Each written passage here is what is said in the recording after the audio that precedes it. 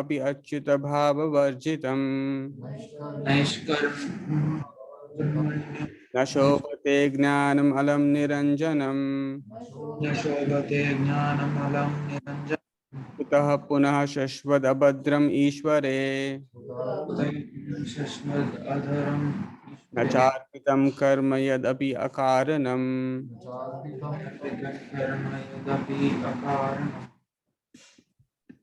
नैष्कर्म्यम् अपि अच्युत भाववर्जितम् नैष्कर्म्यमपि अच्युत भाववर्जितम् न शोभते ज्ञानमलं निरञ्जनम् न शोभते ज्ञानमलं निरञ्जनम् पुनः शाश्वत भद्रमीश्वरे कुतः पुनः शश्वदभद्रमीश्वरे न चार्पितं कर्म यदपि अकारणम् न चार्पितं कर्म यदपि अकारणम् नैष्कर्म्यम् अपि अच्युत नैष्कर्म्यमपि अच्युत भाववर्जितम्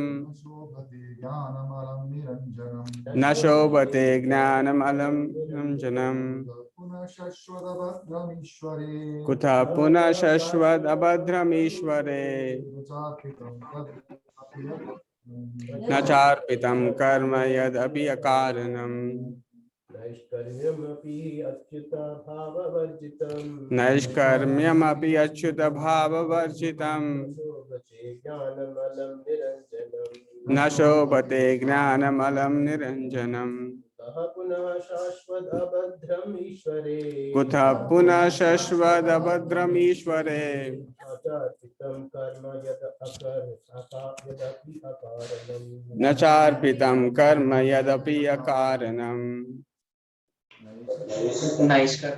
नैष्कर्म्यम् अपि अच्युत कर्म्यमपि अच्युत भाववर्जितम् न शोभते ज्ञानम् अलम् निरञ्जनम् पुनः शाश्वत अभद्रम् ईश्वरे पुनः शाश्वतं ईश्वरे न चार्पितं कर्म यदपि अकारणम्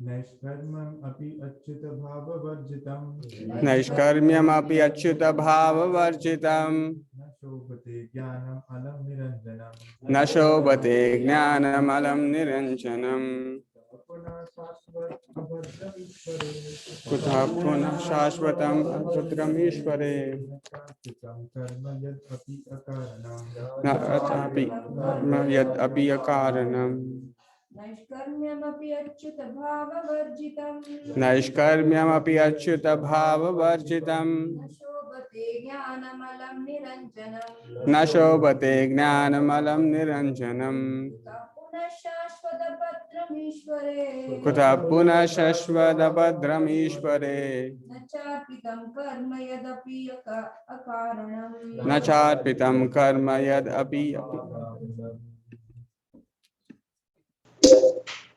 ऑनलाइन नैष्कर्म्यम् अपि अच्युत भाववर्जितम् नैष्कर्म्यमपि अच्युत भाववर्जितम् शोभते ज्ञानम् अलम् निरञ्जनम् न शोभते ज्ञानमलं निरञ्जनम् पुनः शाश्वतभद्रमीश्वरे कुतः पुनः शश्वदभद्रम् ईश्वरे न चार्पितं कर्म यदपि अकारणम् न चार्पितं कर्म यदपि अकारणम् नैष्कर्म्यम् अपि अच्युत भाववर्जितम् नैष्कर्म्यमपि अच्युत भाववर्जितम् न शोभते ज्ञानम् अलम् निरञ्जनम् न शोभते ज्ञानमलं निरञ्जनम् पुनः शाश्वत भद्रमीश्वरे कुतः पुनः शश्वदभद्रमीश्वरे न चार्पितं कर्म यदपि अकारणम् न चार्पितं कर्म यदपि अकारणम्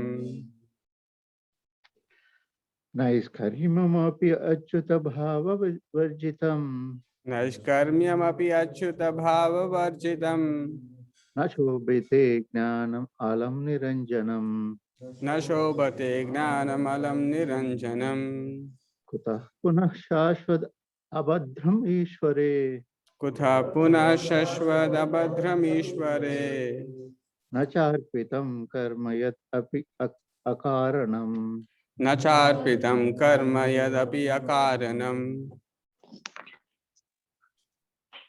नैष्कर्म्यमपि अच्युतभाववर्जितं नैष्कर्म्यमपि अच्युतभाववर्जितम् न शोभते ज्ञानलं निरञ्जनम् न शोभते ज्ञानमलं निरञ्जनम् कुतः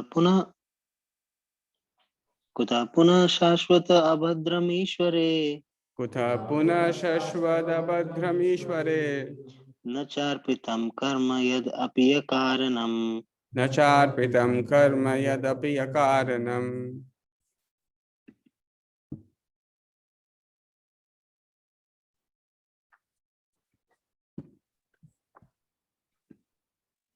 Word to word meaning.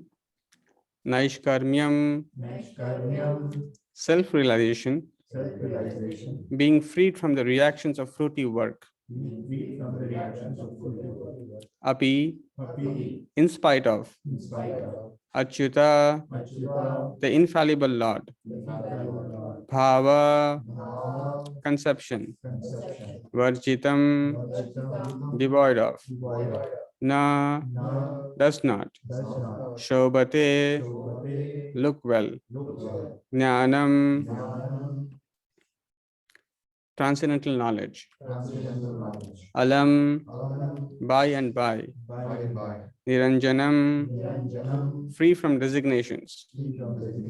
Kutaha, where is. Punaha, again. Shashvat, always. Abhadram, uncongenial. Ishvare, unto the Lord. Na, not. Cha, and. Arpitam, offered. Karma, fruitive work. Yat api, what is. Akaranam, not fruitive.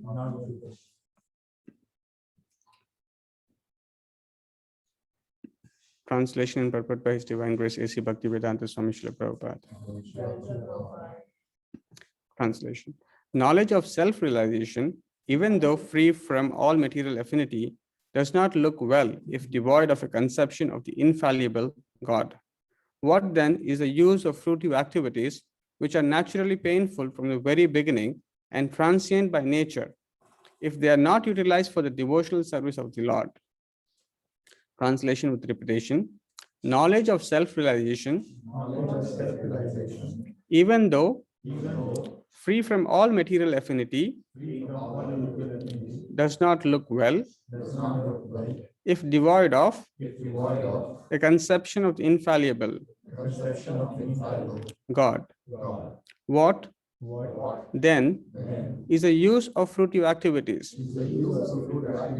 which are naturally painful from the very beginning and transient by nature if they are not utilized for the devotional service of the Lord? But by Srila Prabhupada. As referred to above, not only ordinary literatures devoid of the transcendental glorification of the Lord are condemned, but also Vedic literatures and speculation on the subject of impersonal Brahman when they are devoid of devotional service. When speculation on the impersonal Brahman is condemned on the above ground, then what to speak of ordinary fruitive work, which is not meant to fulfill the aim of devotional service? Such speculative knowledge and fruitive work cannot lead one to the goal of perfection. Fruitive work, in which almost all people in general are engaged, is always painful, either in the beginning or at the end. It can be fruitful only when made subservient to the devotional service of the Lord. In the Bhagavad Gita also, it is confirmed that the result of such fruitive work may be offered for the service of the Lord. Otherwise, it leads to material bondage. The bona fide enjoyer of the fruitive work is the personality of Godhead. And thus, when it is engaged for the sense gratification of the living beings, it becomes an acute source of trouble. Thus, ends the Bhaktivedanta purport.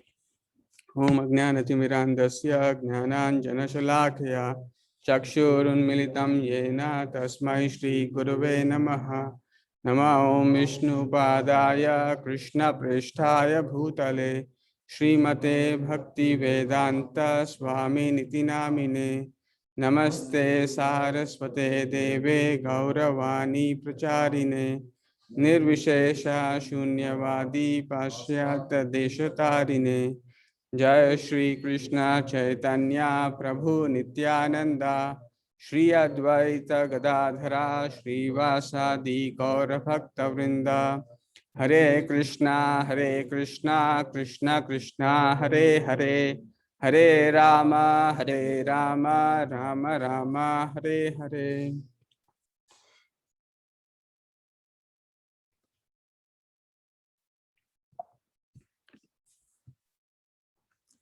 So we are in the 5th chapter of first canto, where Srila Naradji is giving instructions on Srimad Bhagavatam to Srila Vyasadeva.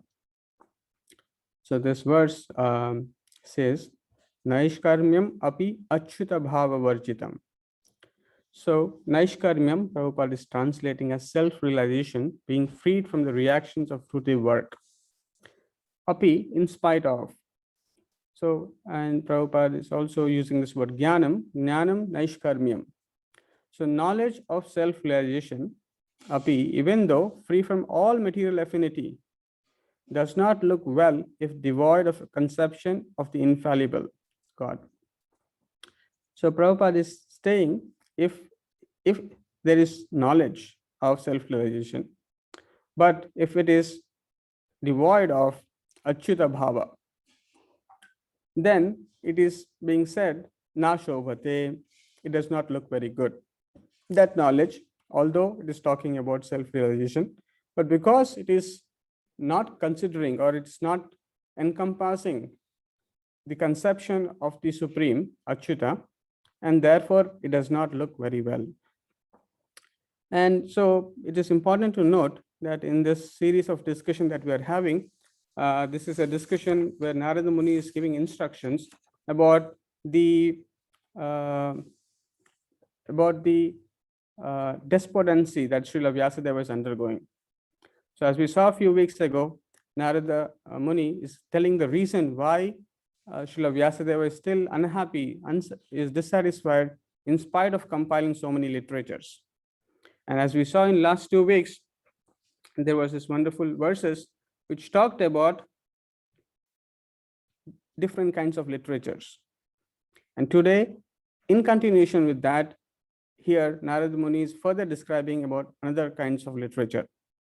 So we saw in verse 10 and 11 that it is being said that there are two classes of men which are being compared to crows and swans. So those literatures which do not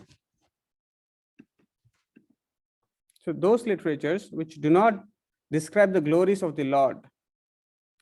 So the crows, or the classes of people who are like crows, they take interest in such kind of literatures. So mundane literatures where there is no description about God, there is no description about the glories of the Lord. So the people of the kind who are, Prabhupada refers crows as passionate workers or fruity workers. So they take interest in such kind of literatures. Whereas Srila Prabhupada mentions that there is another kind of people who are like swans. So swans, Prabhupada says, they do not live like crows. Crows go and live in a filthy place. They go and take something from the filthy place. But the swans, they find clean water where there is lotus stem, the very nicely blossoming lotuses. So in that clean and serene environment, the swans reside. So Prabhupada compares swans to saintly people. And saintly people, where do they take interest? So they take in that literature where there is prati shlokam abhadvati api namani anantasya yasho ankitani yat. So namani anantasya yasho ankitani yat. So where the anantasya, the unlimited Lord, his transcendental names, form, pastimes, etc., are Yasho Ankitani Yat. So wherever those glories of the Lord are depicted, the saintly people take interest in such literatures.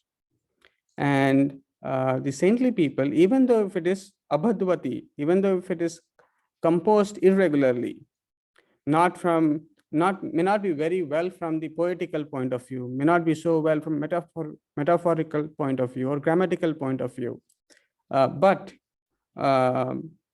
because it contains the message about the Supreme Lord and his glories, the transcendentalists or the great swans or people or saintly people, what they do, they shrunvanti gayanti grunanti sadhavaha. So their interest is in hearing, glorifying, and accepting. So purified men who are honest, Prabhupada says, they take interest in this kind of literature. So this is very important to make a note, as one simple way to distinguish is based upon one's interest, one's taste. So in continuation with that, different kinds of literatures where people show different interest, this verse is further continuing to talk about another classes of people. So here there are two classes of people being mentioned. One, those who are interested in knowledge of self-realization, but without the conception of Achyuta Bhava, without the conception of the Supreme Lord, Sri Krishna. Then there is another classes of people who are interested in fruitive activities. And Narada Muni is saying, even if the people are taking to this knowledge of self-realization, but if it is devoid of Achyuta Bhava, that is not of great value. Then what to speak of fruitive workers whose life is always confused and miserable? What value is that of? And if someone wants to make a progress for a fruitive worker, what they should do? They should utilize their fruitive work as a subservient to the devotional service. So these are some important points, and let us look at how do we analyze these three verses, and more specifically today's verse. So first important point is to note the difference between two classes of men. So Prabhupada says that there are two classes of men broadly. One are materialists and other is transcendentalists. So the materialists, they are involved in fruitive work. So fruitive work means there is something gained only for me. So I'm interested in the result.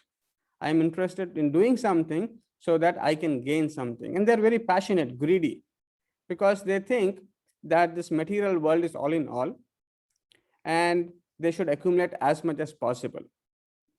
So they're after money, wealth, passionate. So they want to accumulate as many material things as possible. Why? Because the materialists, their conception of life is that by the accumulation of material things, they will find happiness. Their pleasure lies in material conception of life. That means accumulating material things is a source of my joy. So therefore, they go after chasing different material goals, hoping that it is in this chase, it is in this grabbing this material things that I will find satisfaction, I will find happiness. Then there are another classes of people who are known as transcendentalists. Transcendentalists are those who recognize that there is no real happiness in this material world. This is all transient and it all comes with pain. Anything that you want to chase in material life, that brings another pain. So transcendentalists recognize this, and what they do is that they focus on not material, but something which is spiritual. And in the classification of transcendentalists, there can be again two broad classifications of people. So one kind of transcendentalists are devotees who render service, who perform devotional service to the Supreme Personality of Godhead. And then there are other class of transcendentalists who are impersonalists, who do not understand the personal form of the Lord, but they understand that the Supreme is some sort of impersonal Brahman. and they engage in certain forms of yoga, that is jnana yoga, speculative knowledge, to understand the Supreme. So they engage in one kind of activities. So now it is important to recognize the differences between all these three categories and how we can understand what is the difference. So here it is very nicely being said that what do the people of impersonal Brahman, or who are just interested in knowledge of the self? So Bhagavad Gita very wonderfully describes the different kinds of knowledge and how one is superior to the other. And so most people in general in the material world, they are engaged or educated in external knowledge. So external knowledge means computer science, sociology, physics, maths, chemistry. So there is about the external world, the material world. So engineering, astronomy, so all these things are the knowledge of the external world. And there are so many departments all over the world, different universities, they're all dealing with this external knowledge. Nothing with the knowledge of the spirit. In fact, Srila Prabhupada, when he gave a lecture at MIT, he asked, where is the department of soul? Where is a department that analyzes what is the difference between the dead body and the living body?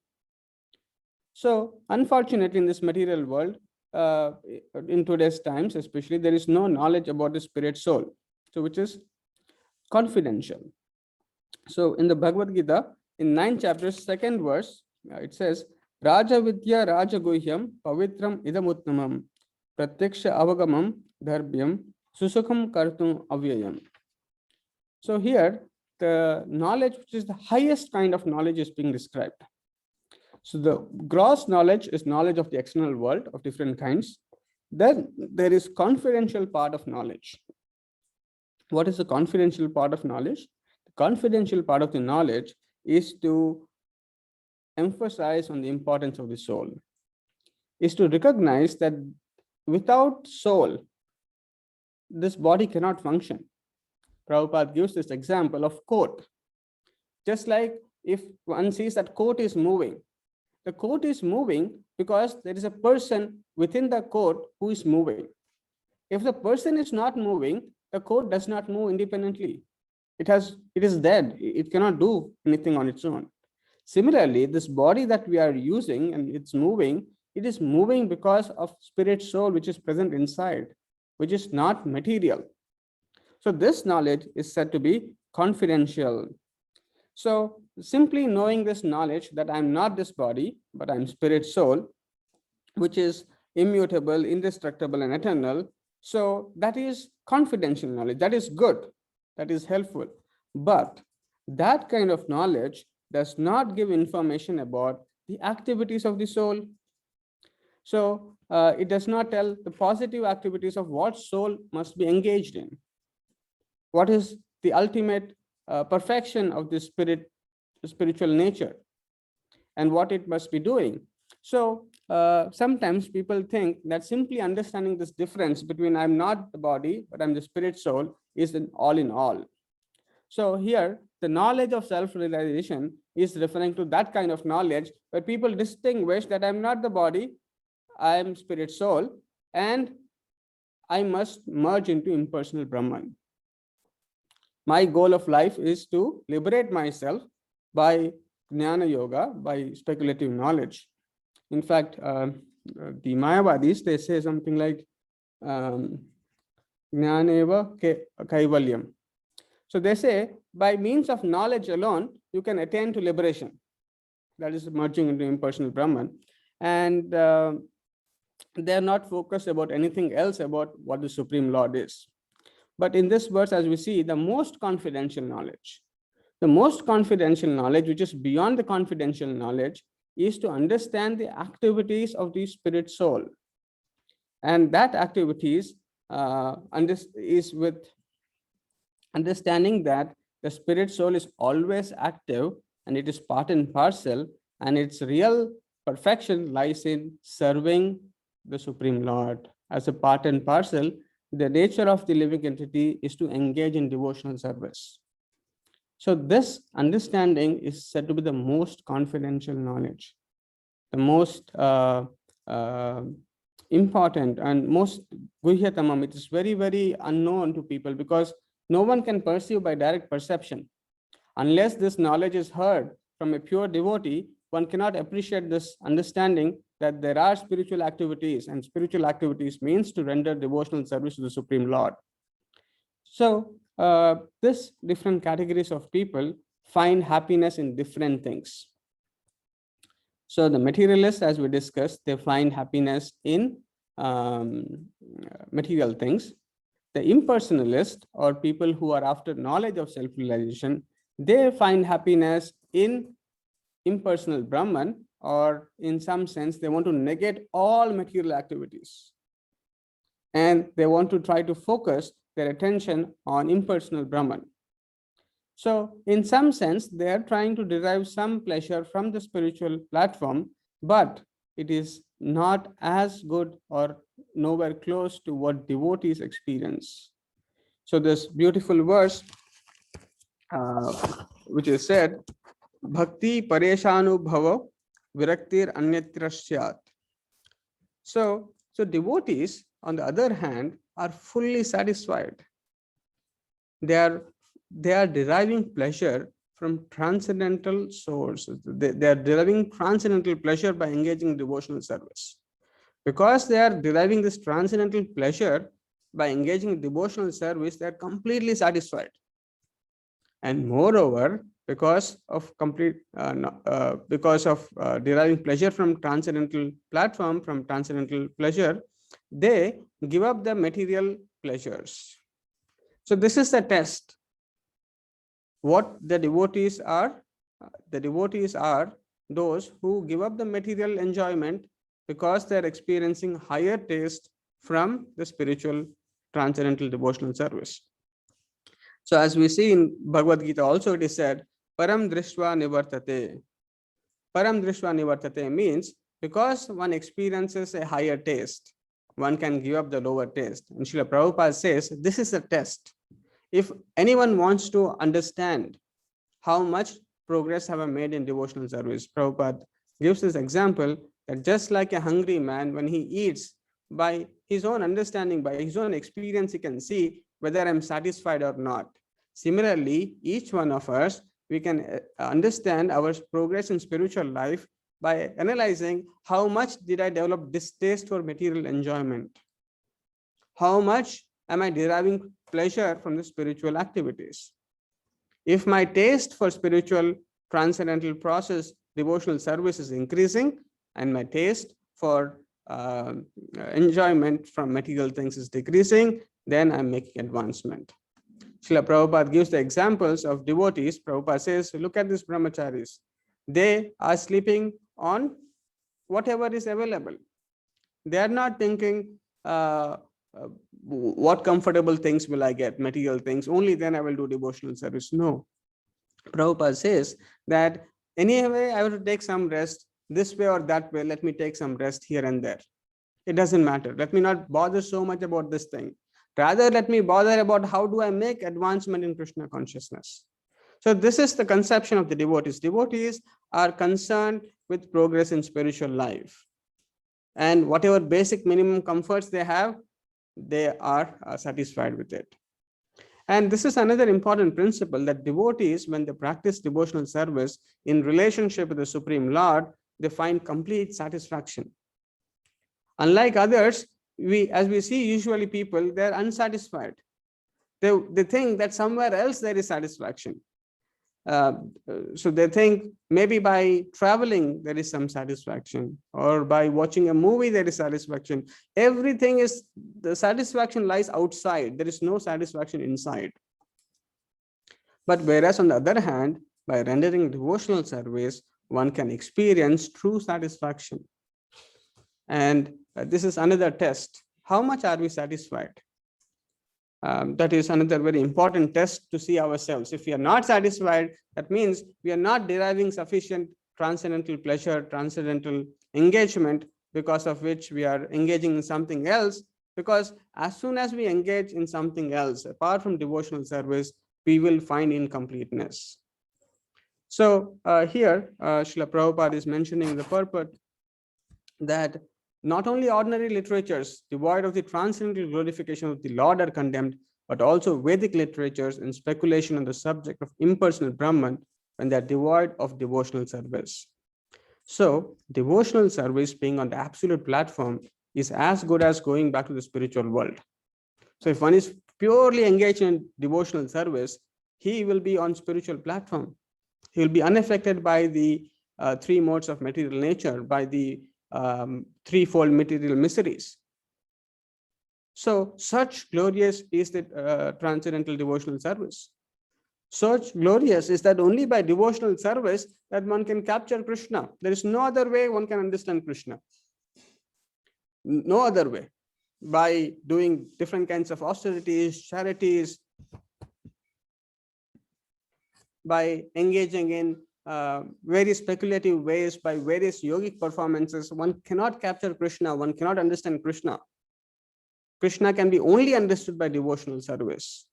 And therefore, it is very important that especially the Gaudiya Vaishnava Acharyas have made a categorical difference between all other processes and devotional service. Sometimes people get surprised, or they think, especially in Kali Yuga, there is a trend of not to look into the content, but rather look into the mode of presentation or the style of presentation. And therefore, we see in YouTube, people are not interested. You will not see likes and views for swan-like subject matters. But if you want to look at which are hyping, it is crow-like subject matters, because the whole atmosphere is filled like that. So, so it is important that we pay attention to the content. What it means is that sometimes people think, oh, here is a spiritualist. He has got so many followers. He has built so many big buildings. So sometimes people get enamored. Oh, maybe he's also something. He's also something. So by the appearance, by the style of presentation, people get enamored. But Gaudiya Vaishnava Acharyas, Srila Prabhupada is clearly, and Narada Muni is clearly telling that it is of no use, even if one is talking about self-realization through knowledge, as in done by the Mayavadis, and even Vedic literatures, which talk on the subject of impersonal Brahman, but if they do not talk about devotional service, even that is of no value. So this is very important for all the devotees to make a note of. So sometimes people may ask, oh, here is a great sadhu. What do you think of him? It is important for us to note, is he talking about devotional service? Is he talking that I am the servant of the Supreme Lord and everyone is a servant of the Lord and everyone must be engaged in the service of the Lord? Or someone is just talking Vak Chaturtha, he's talking some jugglery, words of jugglery. And most people in this Kali Yuga, because of lack of intelligence, lack of spiritual intelligence, they get prey to this jugglery words. They prey to this, oh, 1 lakh views, 2 lakh views, oh, I will watch him. But what is the content? So as devotees, we must be able to distinguish these things and also be able to explain others that what is missing in it. So the glorification of the Supreme Lord is not like any other thing. It is not at all material. And as we see, Srimad Bhagavatam, the reason why Srimad Bhagavatam must come is what is being discussed here, because it does not have any tinge of material modes of nature. It is free from the influence of material modes of nature. Even so-called sadhus who talk about this different subject matters in jugglery world, if you look carefully, they're still under the grip of Maya, under the grip of 3 modes of material nature. They're not free. And because they are not free, privately they will be doing different things. Outwardly, they may speak big, big things. So it is important to recognize on this basis, is he free from Maya? And does he know what spiritual activities are? Is he engaging in spiritual activities? That should be the test to analyze different spiritual methods and different spiritual people. Otherwise, all religions seem equal, all sadhus seem equal, but that is not true. So here, those analysis and description is being given that it is being condemned. Not just very strongly, it's being condemned. Even Vedic literatures and speculation on the subject of Brahman, when they are devoid of devotional service. So this is another important principle to make note of. And it is also very important to make note of this word called Achyuta Bhava. Achyuta Bhava, Achyuta means infallible Lord. So means the negative prefix and Achyuta means fall down. Achyuta means one who does not fall down. The Supreme Lord, he never falls down. He is always transcendental. He never fails in taking care of his devotees. He's always absolute, perfect. So the infallible Lord, Achyuta, Bhava, Achyuta Bhava Bharjitam. So Bhava means conception, Prabhupada says. So Prabhupada says, what is the difference between this temple hall and some other building or some other room? So Prabhupada says, where there is conception of Krishna, where there is Krishna consciousness, that is Achyuta Bhava. And a place that is devoid of that, that is another material place. So Prabhupada says that as soon as we come to temple, we are being driven to Achyuta Bhava.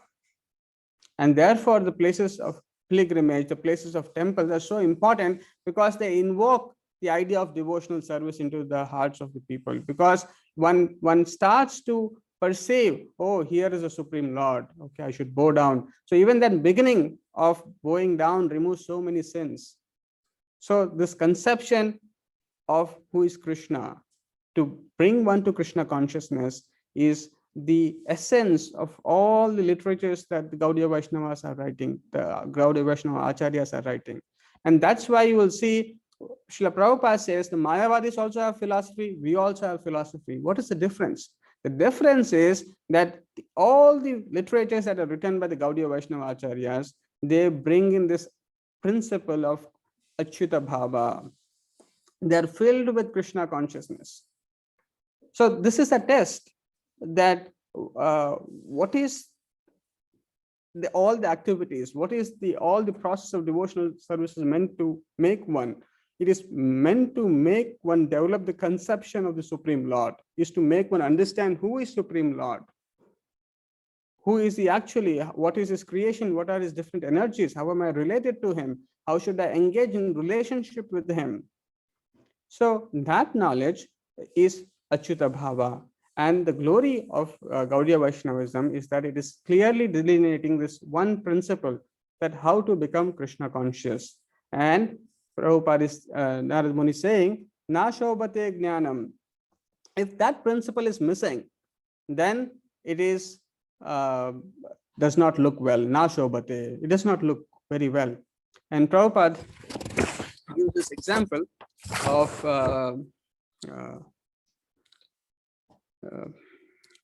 so Lokaranjanam. So there is this verse which says that what is so it says apranasyeva dehasya mandanam lokaranjanam. So Prabhupada gives this example of to elaborate this point called na shobhate. So Prabhupada says that sometimes people in India, especially Prabhupada gives example of cobblers.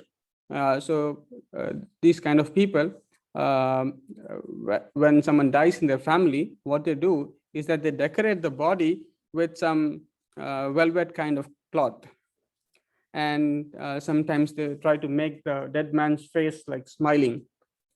And they also try to arrange a lot of band and, with a festive kind of environment while they're taking in procession the dead man. But Prabhupada says, what benefit the man will get? He is already dead. Putting any ornaments on him, putting a nice cloth on him, taking with music and procession, how does it benefit anyways? Just by making him smiling, does he really smile? Does he really feel the good? No, it is not. So similarly, it is being said that people are taking to so many different things which are all like the decoration of the dead body. So either engaging in this so-called material activities, fruitive activities, or even in engaging the activities of impersonal Brahman, that is being compared as nashobate. It is like decorating the dead body. They are not knowing what is real life, the real spiritual bliss that one can attain. Because even the impersonalists, they realize the sat and chit aspect, but not the ananda aspect of existence. And therefore, even they are derived of this aspect of shobate. They do not look well because there is something still missing. That missing part is of rendering devotional service to the Supreme Lord. So that is another important point to note, that what are we doing in our daily lives? Are we decorating our own dead bodies with different kinds of material opulences? Or are we using them, are we engaging in activities which bring shobate, which make us look good? So that is another point to make a note of. And then it is also important to note that although Mayavadis, so Mayavadis, they have a conception that I am not God right now, but as soon as I become liberated, I become God. And Prabhupada says, then why did God come under the influence of Maya? So Prabhupada says they do not have an answer. And actually, even if what they call as liberation, Lord Chaitanya Mahaprabhu does not agree that they are actually liberated. So here in Srimad Bhagavatam, there is this verse which says, Ye anye arvindaksha vimuktamaninas tvai ashta bhavad avishuddha buddhayaha aruhya krichrena param padam tataha patanti ado nadrata yushmad angrayaha. Those who think that they are liberated according to Mayavadi philosophy, but who do not take to the devotional service of the Lord, fall down for want of devotional service, even after they undergo the severest types of penances and austerities, even after they sometimes approach the supreme position. So here it is being said that even though the transcendentalist of the kind of Mayavadis, even if they think that they're liberated, Chaitanya Mahaprabhu says that he quotes Srimad Bhagavatam to state that they're not actually liberated. Why? Because they do not take to devotional service, they fall down for want of devotional service. So after remaining in impersonal Brahman, they do not find any variegatedness. They do not experience the Ananda aspect of existence. And therefore, they find that missing element. And for that reason, they fall down because they want to render devotional service. And it is said that in spite of rendering different kinds of penances and austerities,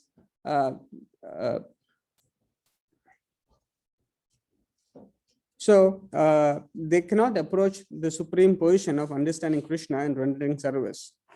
So the Mayavadis, although they talk about jnana, their end goal is not the highest. And further, it is being said, if those people who are speculating, who is philosophizing, who are not interested in material things, if they are being condemned, what about fruitive activities, people who are engaged in fruitive activities? So Srila Prabhupada is talking in the purport that fruitive work in which almost all people in general are engaged is always painful, either in the beginning or at the end. So fruitive work means work interested in one's own, so one wants to enjoy the result of one's own work, fruitive work. So everyone is calculating, what do I do with this work so that I can get some benefit? So Prabhupada gives this example that people in this material world are entangled by trying to engage more and more fruitive work. So more one engages in fruitive work, Prabhupada gives the example that let's say someone works very, very hard and accumulates a lot of money. And then Prabhupada says, now he becomes very anxious of how to save this money. And Prabhupada says that now he has to think of the different ways of investing this money. And then he's also anxious whether the money will go up or whether the money will go down. So there is constant anxiety with fruitive work. There is a constant worry associated with fruitive work. He can never be peaceful. He is always anxious, is always confused. This is the nature of a fruitive worker. He is engaging in more and more hard struggle, but he is also receiving lot of pain. But because one is not aware of a higher standard of life, not aware of a higher process of a higher way of living, Prabhupada classifies fruitive workers as third-class people. And then Prabhupada says second-class people are jnanis who are philosophizing, but the first class of peoples are devotees. So here that's why it's being mentioned that fruitive work means it's painful either in the beginning or at the end. So therefore, then, and Prabhupada is saying almost all people in general are engaged in fruitive work. If all people are engaged, now what is the solution? Is everyone going to end up in painful life? Then Prabhupada is giving the solution how the fruitive workers can elevate themselves. So Prabhupada is stating here, it can be fruitful only when made subservient to the devotional service of the Lord. So only when the fruitive workers, the result that they obtain by engaging too hard in material labor, if they don't engage in the service of the Supreme Lord, it is not of benefit. It is unnecessary pain. So it is so important that anything when, as we saw in the various sacrifices, how material object becomes spiritual by being engaged in the service of the Absolute. So similarly, Prabhupada gives the example of a person who takes a lot of milk. Prabhupada says if there is a law, if one takes a lot of milk, he can get a disorder of the bowel.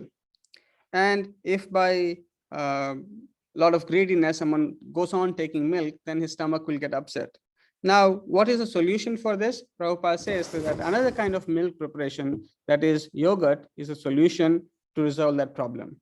So although there is milk is the problem, another milk preparation, that is yogurt, is a solution.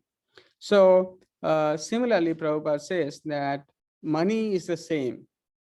But when the money is same money, instead of engaging in one's own sense gratification, if it is engaged in the service of the Supreme Lord, it is different. The same money which is binding us, which is troubling us in this material world, the same money when it is engaged in the service of the Supreme Lord to spread Krishna consciousness, that money will liberate us. So this simple principle of how do we engage our activities, our resources in the service of the Lord will decide how much we are bound to the material world and how much are we getting freedom from the material bondage. And here Prabhupada is concluding here saying that the bona fide enjoyer of the fruitive work is the personality of Godhead, and thus when it is engaged for the sense gratification of the living beings, it becomes an acute source of trouble. So as we see in Ishopanishad, in Bhagavad Gita, this aspect of who is the enjoyer, who is the proprietor is explicitly and again mentioned. So it is being mentioned, Bhoktaram Yagna Tapasam. So Bhoktaram, the real enjoyer is not the living entity. So various examples is given, just like the hand. The hand, if it takes the food in, if we take the food in our hand, and if we just hold the food in our hand, and the hand thinks, why should I give it to the mouth? If the hand thinks that way, neither the hand gets benefit, neither the body gets benefit, and the hand struggles unnecessarily. But when the same hand provides the same food into the mouth, and by that process, the entire body and the hand are all are satisfied. Similarly, Krishna is the supreme enjoyer, and all our activities are meant to give pleasure to him, to satisfy him. And if one works in this conception of life, that are my activities are dovetailed to please Guru and Krishna, or am I holding some portion for my own sense gratification? So to the degree we hold it for our sense gratification, we are under the influence of the laws of nature, we are under the influence of laws of consequences for our fruitive work. And therefore, we have to experience some painful reaction for that. But when we perform the activities solely for the pleasure of the Supreme Lord, for the pleasure of the Guru, and in cooperation, in the association of devotees, because these things, the devotional service is possible in the Kali Yuga as Sankirtana, through cooperation, not independently. Just by having in the association, there is a lot of bala. The simple aspect of cooperation can also help one.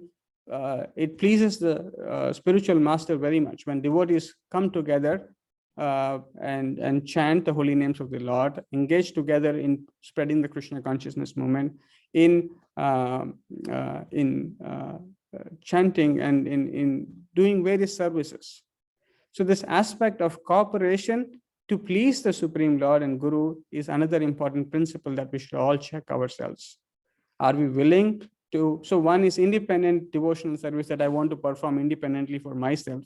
The other test is to see how much are we working together to please Guru and Krishna. How in each different circumstances we are very to note that what is the best thing that will please Guru and Krishna. What is that will satisfy Guru and Krishna? Am I trying to work in that platform? Am I going beyond my nature? My nature is to find satisfaction where I like something, where I feel satisfied, where I find pleasure. That is how we all naturally work. We work in a way, anything that obstructs to our joy and pleasure or satisfaction, we immediately repel against it. But it is very important for us to make a note that, okay, I'm repelling, but what is the best thing to do in these circumstances which will actually please Guru and Krishna? So if one can think on those lines, then one can be also easily give up this selfish or sense gratificatory thinking, acting, and willing. So these are all sources of trouble. So as we see that it is said that in Srimad Bhagavatam, that if someone is asking for material benefits, or if one is asking for any other benefit apart from the love of Godhead, one is said to not understand devotional service very well, or he is not, he is asking poison for himself, because what devotional service can give is the highest perfection of life. The highest goal of life is achieved through devotional service. So when we are practicing devotional service, we must be conscious not to mix it with karma, jnana, mishra. So karma mishra means some profit for me, something else. Jnana mishra means to combine it with some speculative knowledge, with my own thinking, my own understanding, without understanding the instructions of the spiritual masters, without being under the guidance of the authorities. So, so it is important to recognize that the system that Srila Prabhupada has established in ISKCON movement, Srila Prabhupada, so one simple way for all of us is to test is to how are we behaving with other devotees, because sometimes it's easy, the tendency is that I will directly serve God, or I'll directly serve the spiritual master, but the idea of if I tend to please the Vaishnavas and please Guru and Krishna, so this comprehensive understanding and being freed from calculative, speculative devotional service will free us and help us appreciate the glories of the Lord and make us advance in our spiritual life even faster. So in conclusion, this verse is talking about the different kinds of literatures, even literatures which only talk about impersonal Brahman, or even the Vedic literatures which do not explicitly talk about devotional service are being condemned, and what to speak of fruitive work or fruitive literatures which talk about only fruitive work.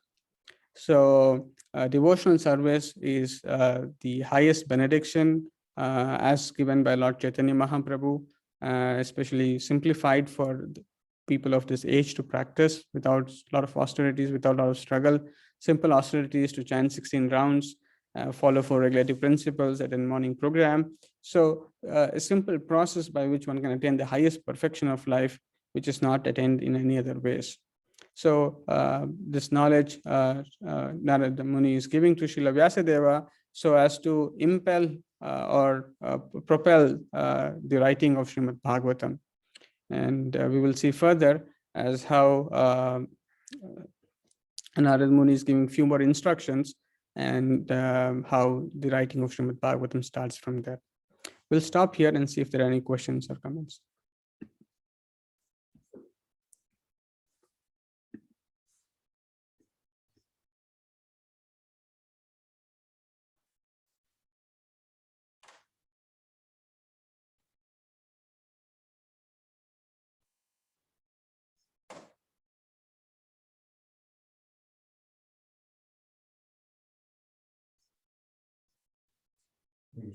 Yes.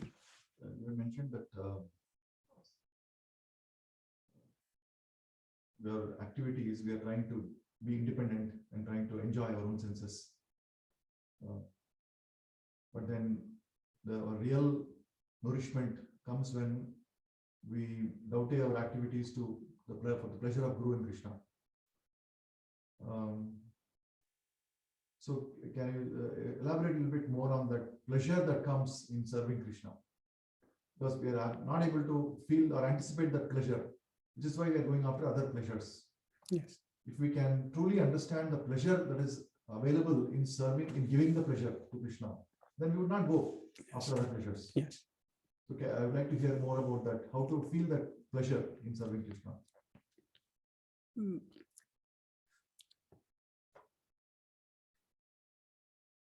So the most fundamental principle is the chanting.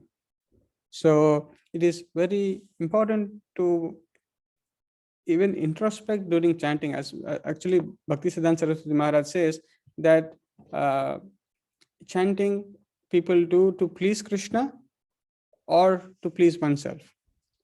So the real kirtana is to be in a consciousness where the idea is to please Krishna, is to glorify Krishna. So if one is locked into that, even if one does not have that conception, the simple formula Srila Prabhupada gives is to make an attempt to chant and hear. We all know all this, but again, it's good for us all to hear again. Even if one thinks that, okay, forget the higher principles of chanting, as Srila Prabhupada is mentioning this, let me try to pay attention to hear the word one at a time. Because we think that there are so many other activities are important. We do not think this is important. So the priority lists are different for each one of us. So we have different priorities. So even when we are chanting, we have different priorities. Oh, okay, maybe I should preach. Maybe I should do some other activity. Maybe that is more important. So there are different conceptions of importance of activities. But as it is said, what is that verse? That verse which says, there is no other work which is, so this verse which says, Shabde Vishwasa, Sarva Karma Krita Hoy. So we have to repeatedly meditate on few principles very strongly. So one of the principle is that if we render devotional service, then all other things are taken care. So especially when we are rendering devotional service, we should not worry about other things. We should not be in a mood. So when we are doing devotional service, the idea is we need to please, because one of the idea of devotional service is the other person must accept it. So we are not having conception of the receiver of the service. Simply doing something, the other person may not like. What am I doing? Am I doing something which is acceptable? Is it pleasing? So the conception of the other person, in this case, the Supreme Lord, we should develop that conception. So when we develop that conception, oh, the Supreme Lord is here, spiritual master is watching me, the Paramatma, the Lord is watching in my heart. What am I doing? So am I trying to do favorable devotional service? So this introspection, and as we see, another aspect which is very important is to understand one's own insignificance. If one can understand one's insignificance, that means today I may be very proud that I'm having some good health or good wealth or something, so on and so forth. but very next moment, everything can be taken away. So one must know that of all things that I'm thinking, let me put it aside. And when I'm doing this devotional service, let me completely engage in such a way that Guru and Krishna are pleased. And rest all things, not now. So if one can prioritize this, especially chanting, and then along with that, as Prabhupada is also mentioning here, that we have different tendencies. We need to dovetail them. So simply, for example, going for book distribution, which pleases Srila Prabhupada. So as we all, there are different aspects of Srila Prabhupada. Srila Prabhupada is like unlimited. And Srila Prabhupada created different avenues for devotees to engage the different talents. So keeping that in the mind, okay, this is the desire of Srila Prabhupada. Let my life be molded. I have certain skills. Let my whole life be dedicated to this service of Srila Prabhupada, which will please him. Because to please someone is not very easy. To do something is one thing, but to do in such a way where someone is very much pleased is a different kind. So our heart and soul must be simply meditating on those one desire instruction and try to follow it. If one can fully immerse oneself in that way, then the negative influences will reduce. Because if we do not have a positive goal in a positive way, constantly making sadhana means constant practice. There will be fall downs, but that's why the association is so critical. Simply by being in the association, that pull will come up. So in the association, meditating on a desire of a pure devotee, on his instructions, and doing basics very well. If that is done, then actually Prabhupada says, if one chants and hear, at that very moment, he is free from anxiety. He is receiving transcendental pleasure. Simple thing. And similarly, if one simply goes on behalf of the spiritual master, how can I distribute books, or what is he like? How can I do something more? So in that way, if one is positively, constantly engaged, there are unlimited things that can be done, and to do in a way which can please and satisfy. If that is the constant meditation, then by the mercy of Guru and Krishna, one can experience that joy that one wants to do it more. It will come by their mercy.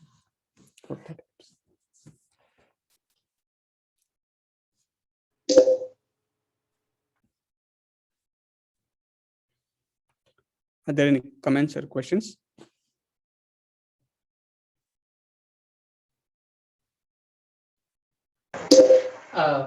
Prabhu, Yes.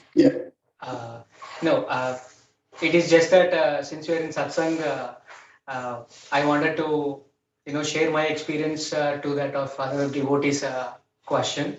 It is just an elaboration. So if I may add to that. Okay, you can keep brief and short. Yes. Yes. So it is like I had the same question of how to understand that I'm truly in service of Lord Krishna while chanting, or is it for my mental peace? Am I doing this, or what is that? Because mind wanders everything. So then one of the devotees which I was discussing and learning this principles, they told me that basically there are 9 rasas, and in order to please Lord Krishna and be in his complete surrender service, so that only can be reached when you first start by doing this Mahamantra meditation or japa. As much as you do, you will be devoid of all these pleasure or material activities. And then at a point of time, one can reach to such a level that one understands and or that he's truly serving Lord Krishna, or he or she is doing that. So like those rasas, which is the one of the rasas is ruchi rasa, like that he said. But it is too early for me to comprehend such a elaborate and knowledge.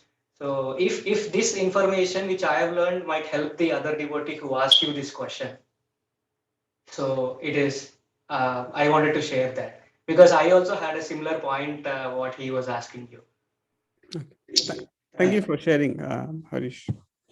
So Yes. As it is also briefly discussed before, that the param drishtva nivartante, that as one receives the higher transcendental bliss, naturally the distaste for the material life and material activities will naturally come about in the life of the individual. And performing devotional service, as you rightly said, chanting more and more will help one recognize this. Good. So we'll stop here. Thank you all for joining. Granthiraj Srimad Bhagavatam ki Jai. Krishna Prabhupada ki Jai. Gaur Premanande. Hari Bol. Thank you. Hare Krishna.